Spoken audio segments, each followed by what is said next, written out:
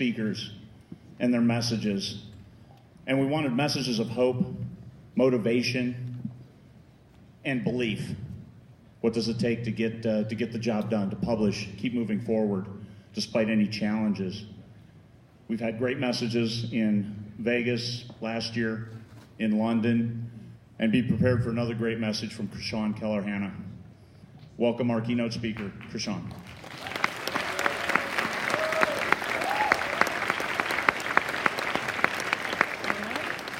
Can you hear me?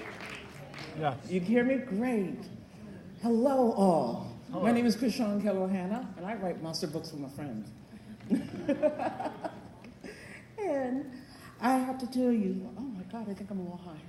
I think, phrasing, I think I'm a little loud. Can you turn me down a little bit? Thank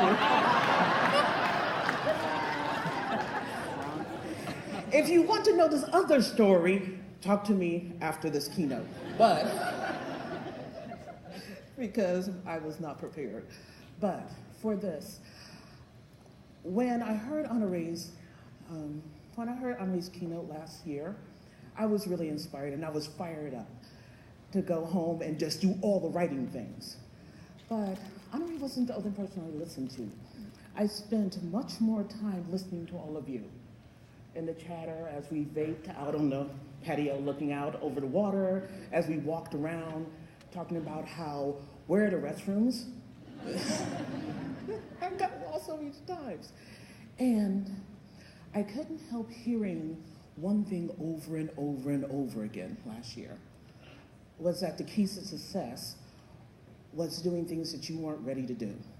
Well, I don't want to write to Marquette, or I don't want to partner with Michael Anderle, or I don't want to share with somebody else, right? And there is good news. Number one, that those are ways, but there's a lot of people who did all that and failed too. And y'all looking at me like, this girl don't know what good news sounds like. But I promise you that is good news, because it means that your way very well may be viable. As you've listened so far today, I think one thing that you pick up is a lot of folks really didn't know what they knew, didn't know what they didn't know. Some people tripped into it, some people researched their way into it, but they all got there. They all got there. And where that there was isn't dependent on what somebody else said for you. You're going to do this much. You're going to sell that much. No, it was dependent on that one thing in all of you where you reach it and it's like, I'm a fucking writer. Right? And that is different for all of us.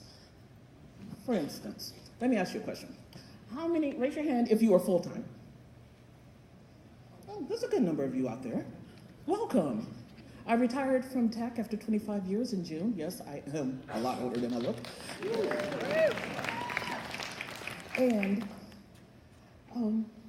yes, full-time. And there's not a lot of hands out there, but let me ask another question. Maybe just clear it up. How many of you are spending about 30 hours or more on your craft? Keep your hands up and look around. There's a whole lot more of y'all out there. Your hands are up. You can put them down now. All of you are full-time. Welcome. You are all full-time writers. How many of you have sold at least one copy of your book? Hands up. You're all professional full-time writers. Right? And it doesn't hit, does it? And absolutely, you can't get it through your head that you're actually a professional full-time writer. Why? Because you have children? Because you work another job? Or a couple? You can nod and yes, and I need your feedback. Yeah, right? How many of you have ever worked another job, like more than one job at once? Right? And you still call yourself one of the two. You call the one that's sexier, right? It's the same thing with writing. I'm a professional writer. I've been a professional writer since, oh God, I forget I'm old, since 2000. And during that time, what brought in money was being a chemist or being a server farm handler. They built up those little machines and let them go.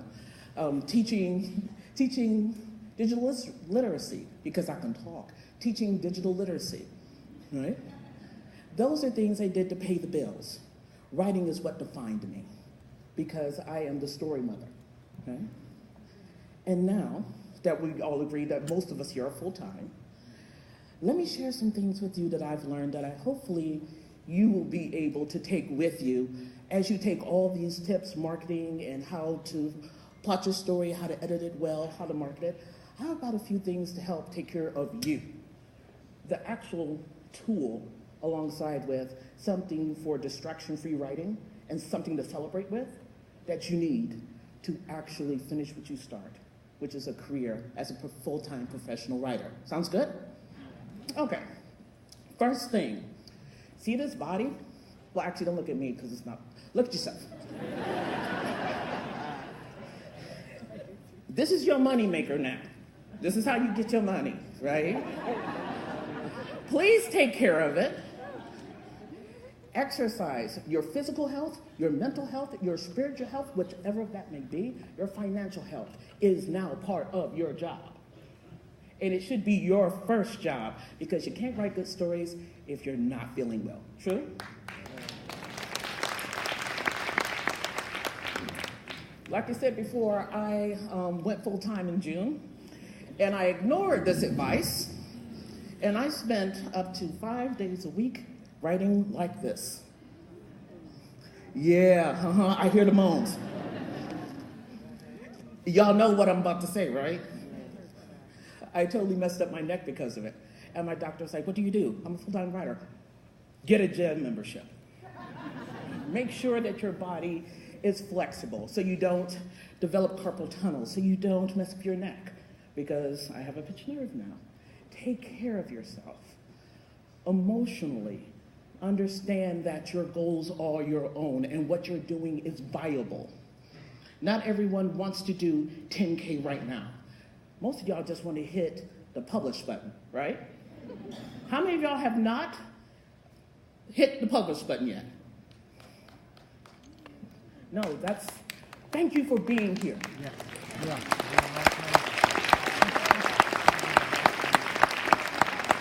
The reason why you guys are here is because you feel hope, right? You hear our stories, you look at folks in there putting up their big numbers, and you're like, that's gonna be me one day. And yes, it will. But first, you gotta press the button.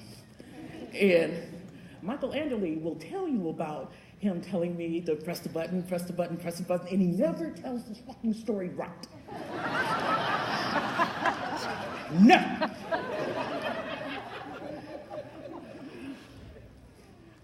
I worked in tech, and we have a lovely parking garage. And it's about the size of this, the area I was in was about the size of this room, and I made a circuit around here with my computer in my hand, crying. I'm talking about ugly tears, snot. It was bad. Walking around. Meanwhile, this Austin, Texas. Meanwhile, in Dallas, this guy is driving in circles. Hit the fucking button. Hit the button. But I can't. He drove nowhere for 25 minutes, encouraging me to push that button. Why? Because it's hard. Because at the other end of pressing that button is taking your baby out and letting people see it. And that's hard. It's hard, and I'm not gonna lie to you, but it's so much better on this side. And if you find that you cannot hit the button, find someone who's willing to drive around in Dallas traffic and tell you to do it. Or just have somebody who understands that sometimes it takes an hour to hit the button.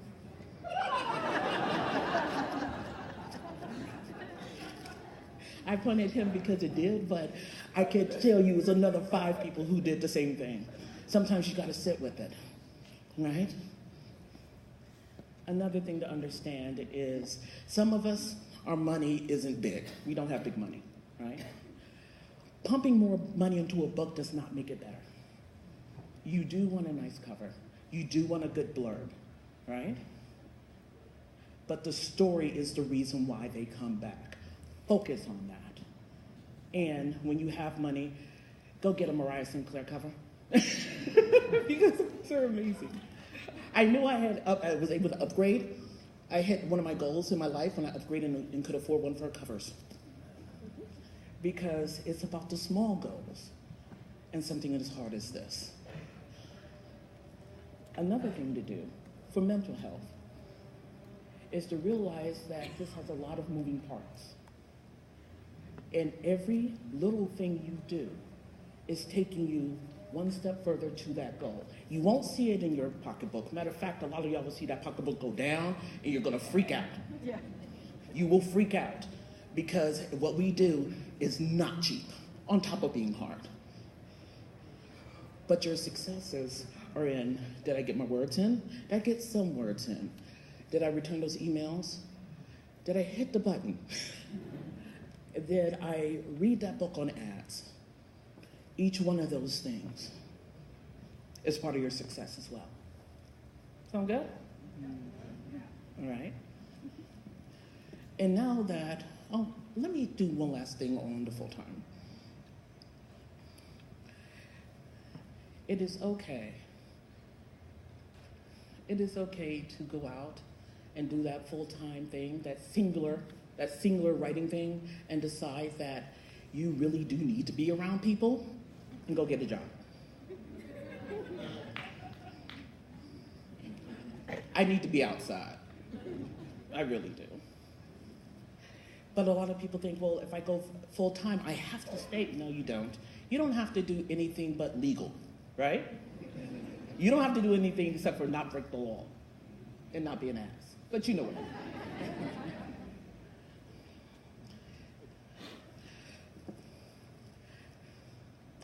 I'm not going to mention names, but how many of y'all see folks who put up big numbers? I'm not talking about monetary, but like high word counts on the 20Books. Yeah? I'm not going to say y'all do it or y'all don't do it, but thank you. Because it does two things. Number one, it lets us know that this can be done if you want to. And it reminds me that I don't want to.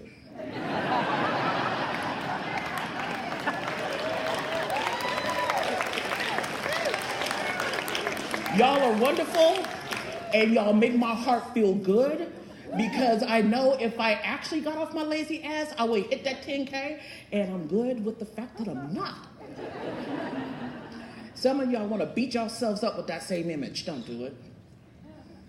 Because you don't know what kind of skill set, you don't know what kind of things you're willing to live without, right? What we are willing to give for our craft, for our art, is as personal as our name, right? And so it is by that you should measure your progress. Keep your eyes on your own paper. Look out there and know that you are not alone, and people are on the same grind as you, and they will get there far ahead of you, far behind you, alongside of you, but do not beat yourself up with that.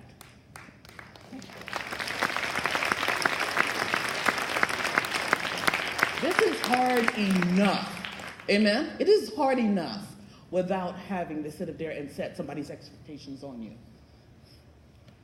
But when it comes to your goal, when it comes to when you hit it, you know you've made it big time, protect that with your life. And I'll tell you a couple of things mine. Number one,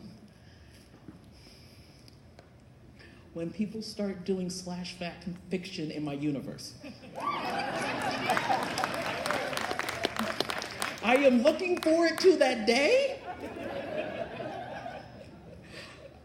I am looking forward to that day. Did that sound anything like money to you? No. Why? Because this isn't just about money. Now, if you want to know the actual money goal I have, next year I want to sell 100 copies per book per day.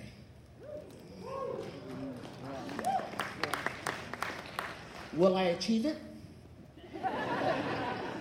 Do I know how to go about doing it? But you know what? I know some of y'all do. He's waving like, yes, I do. I know you do. That's why we're talking too. Some of you do. And not only that, some of y'all want to learn too, right?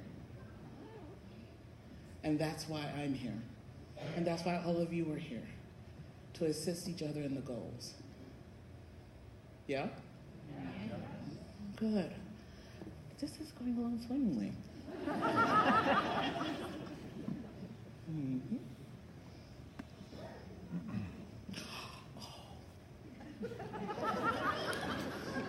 This is a good one. Let me see if I should go back to the other one first. No, it's cheat. Huh? Oh. Full-time writers, we've all agreed, right? How many of you have sat up there and had life just totally mess you up?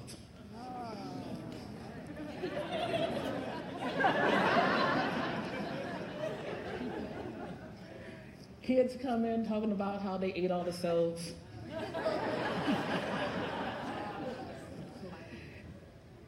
A tire literally comes off into the highway. You have a nervous breakdown. Truly, I did. Y'all read about it. Or something crazy happens. Life does get in the way. And when it does, you have to stop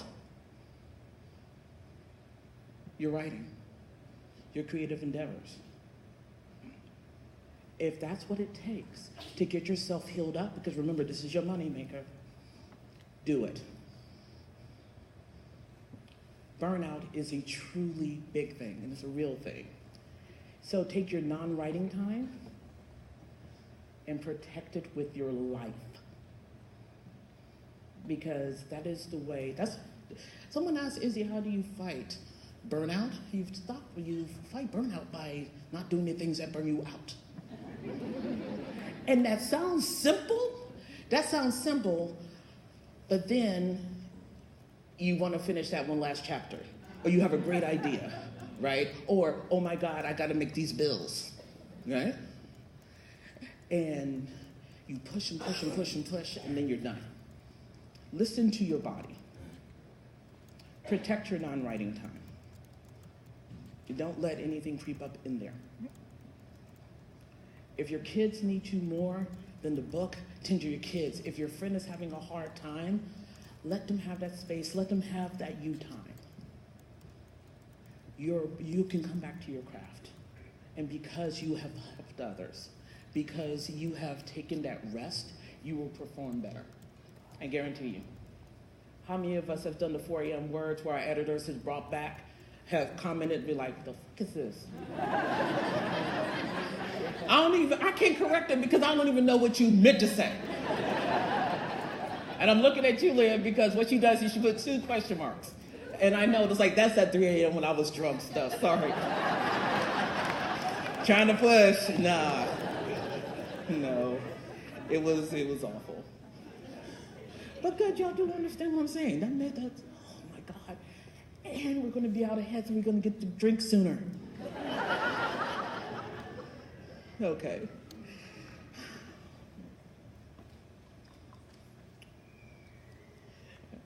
Before I came up here, I walked up to Craig and I was like, you and Michael just shaved 10 minutes off my talk. Because they were telling about what 20 books to 50K was. And when I talk to folks about this, even out in the hallways, they're like, yeah, 20 books, but I can't do that in a year. No one said you had to. It's a promise without a time limit, right? It's like, produce this set. This is a goalpost for you to sit up there and measure how you are in your writing career. 20 books over the course of a lifetime, maybe big or maybe small depending on you, but once again, we are only talking about you, right? Writing fast is not the moneymaker. I mean, this is, but your catalog is.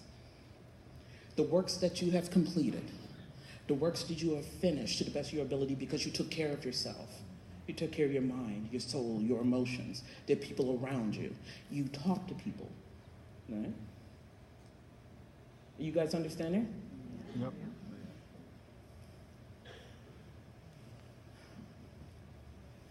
I'm trying to see if I want to say anything else.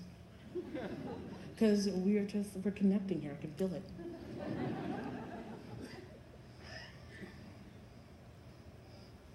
No, I actually just have 2 more things to say. Great. The first thing is, sorry, that wasn't it. The first thing is going back to hitting those goalposts comes from consistent and constant work, right? How many of y'all think that means 7 days a week?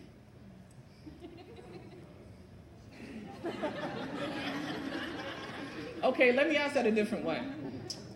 How many of y'all work a job outside of writing, right? Okay. How many of y'all would say that y'all go to work fairly consistently and constantly? Good, because like I got a job, but I'll go. How many of y'all go to that job 7 days a week? I'm sorry, baby. Sorry. But you do know that at a certain time you are to get up, shower, hopefully, and then get on said bus or start said car, get kids out, and do the job, come home, do other things, right? Consistently and constantly. Find those times, secondary to your non-writing times, and fight for them. Consistent and constantly. That's how you get your back catalog. That's how I did it. Right? And the last thing is remembering, and I'll leave you with this, is remembering that there are very few tools to do this job. There's a lot of knowledge and skill. There's a very few tools. This is the major one. The second thing you need is distraction-free writing environment. I don't know what that means for you. I know what it means for me. Where did Jen go? Jennifer? Yeah, hey. I know what it means for me. It means I need to turn off the internet or get something to where the internet doesn't really work. So, one of these. It's an iPad. Space gray because we're fancy but not too fancy. I was like, they were like, well, we have space gray, but we don't have any rose gold. And that's how I knew I was in Vegas, because the rose gold was sold out. I was like, honey, we are non-fancy and non-basic. And a keyboard that goes with it. I have this, and I know a lot of folks connect on, and they type. And Skyner does roll with this, doesn't it, Spider? Yeah. Okay, just want making sure. So, distraction-free workplace on your. Oop, did I just mess up my? Yeah, I did. Okay, so on your name tags is a number, and she's gonna pull out a number. Who's 203?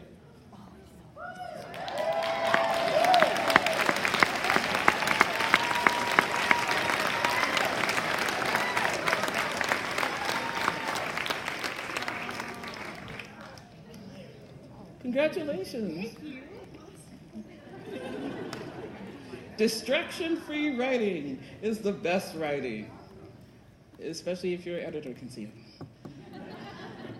Second thing is to be able to celebrate when you've hit your goals. Now, she looking hard at that bag. You're like, ooh. Yes, it is what you think it is. Well, let me get to there. Let me work up to it. The second thing is celebrating. I worked hard, and last week I hit the USA bestseller list.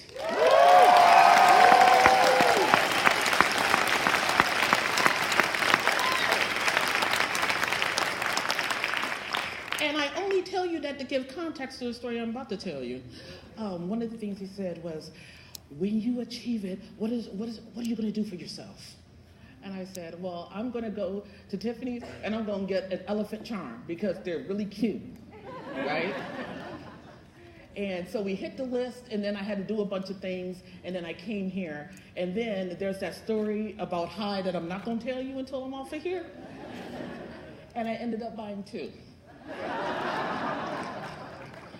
And I laughed at myself, and then when I actually sobered up, I looked at it again, and I was like, I'm not going to return it. Because this means something. This means that I spent 1.5 years to do something that a lot of folks said I would not be able to do.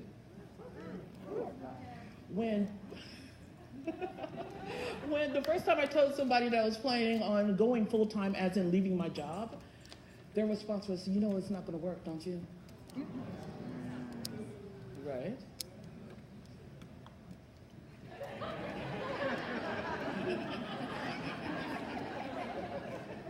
No, but I got to see their face when I told them what we were doing and that I hit the list. They were surprised. And with a lot of help from a lot of y'all, it's not just my big brother, Mike and Judith, or Craig. It's from seeing you guys as excited as you are about this as I am, because I still wake up excited. And for 1.5 years, I was on the grind. And then this happened. And I celebrated. And I want one of you to celebrate with me. Can we get another one? Last 3 digits? Who's 175?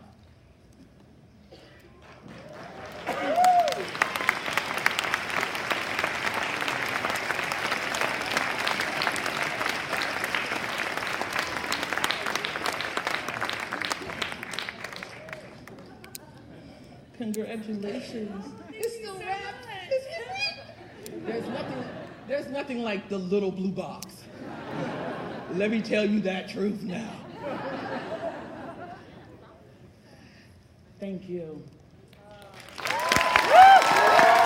Thank you, Chrishaun.